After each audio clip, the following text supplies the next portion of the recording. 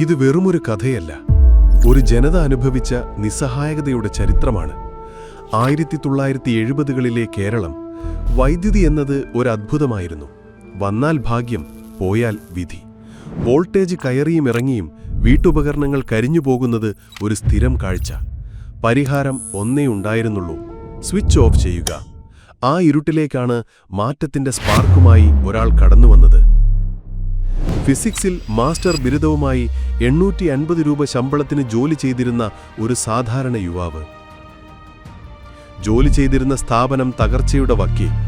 മുന്നിൽ 2 വഴികൾ: ഒന്നുകിൽ വിധിക്ക് കീഴടങ്ങുക, അല്ലെങ്കിൽ സ്വന്തമായ ഒരു ചരിത്രം സൃഷ്ടിക്കുക. അദ്ദേഹം രണ്ടാമത്തെ വഴി തിരഞ്ഞെടുത്തു.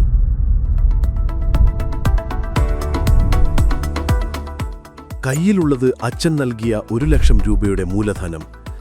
കൂട്ടിന് എഞ്ചിനീയറിംഗ് ബിരുദമില്ലാത്ത 2 സാധാരണ തൊഴിലാളികൾ. എറണാകുളത്തെ ഒരു വാടകമുറിയിൽ 1977 വി ഗാർഡ് പിറന്നു.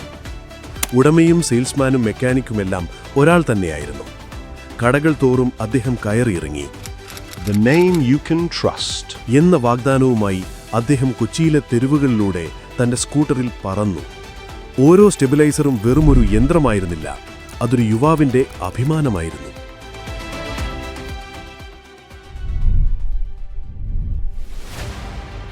വിജയം പടിവാതിൽക്കൽ നിൽക്കുമ്പോഴും ഒരു ഭയം അദ്ദേഹത്തെ വേട്ടയാടി. സർക്കാർ വോൾട്ടേജ് പ്രശ്നം പരിഹരിച്ചാൽ തന്റെ ബിസിനസ് പൂട്ടിപ്പോകില്ലേ? 1991 ഇന്ത്യ സാമ്പത്തിക ഉദാരവൽക്കരണത്തിലേക്ക് നീങ്ങിയപ്പോൾ വിദേശ ഭീമന്മാർ ഇന്ത്യൻ വിപണി ലക്ഷ്യം വെച്ചു. പക്ഷേ കൊച്ചൌസേപ്പ് ഒരു ചുവട് മുന്നേ ചിന്തിച്ചു. അദ്ദേഹം വി ഗാർഡിനെ ഒരു സ്റ്റെബിലൈസർ കമ്പനിയിൽ നിന്ന് ഒരു ഹോം അപ്ലയൻസ് സാമ്രാജ്യമാക്കി മാറ്റി. പമ്പുകൾ, ഹീറ്ററുകൾ, കേബിളുകൾ, അങ്ങനെ മലയാളിയുടെ വീടിന്റെ സ്പന്ദനമായി വി ഗാർഡ് മാറി.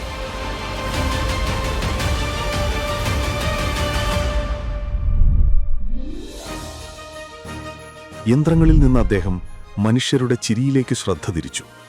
മലയാളികൾക്ക് വിനോദയാത്ര പോകാൻ തമിഴ്നാടോ കർണാടകയോ വേണോ എന്ന ചോദ്യത്തിന് അദ്ദേഹം നൽകിയ മറുപടിയായിരുന്നു വീഗാലാൻഡ്.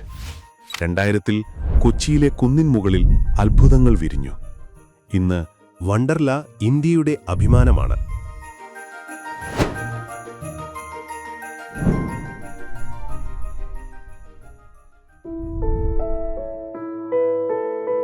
ബിസിനസ്സിലെ കോടികളുടെ കണക്കുകളേക്കാൾ ലോകം അദ്ദേഹത്തെ സ്നേഹിച്ചത് മറ്റൊരു നിമിഷത്തിലാണ്.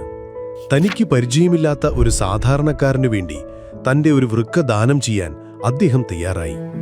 പണമല്ല, ജീവനാണ് വലുതെന്ന് ഒരു വലിയ ബിസിനസ്സുകാരൻ ലോകത്തിന് കാണിച്ചു കൊടുത്തു. 850 രൂപയിൽ നിന്ന് തുടങ്ങിയ യാത്ര ഇന്ന് കോടികളിലധികം വിറ്റുവരവുള്ള ഒരു സാമ്രാജ്യത്തിലെത്തി നിൽക്കുന്നു. MBA പാഠപുസ്തകങ്ങളില്ലാത്ത വിജയം. പ്രതിസന്ധികൾ വരുമ്പോൾ തളരരുത്. അവിടെയാണ് പുതിയ വഴികൾ ജനിക്കുന്നത്. ഇതാണ് കൊച്ചൌസേപ്പ് ചിറ്റിലപ്പിള്ളി, വോൾട്ടേജ് ഇല്ലാത്ത കേരളത്തിന്റെ വെളിച്ചമായി മാറിയ മനുഷ്യൻ.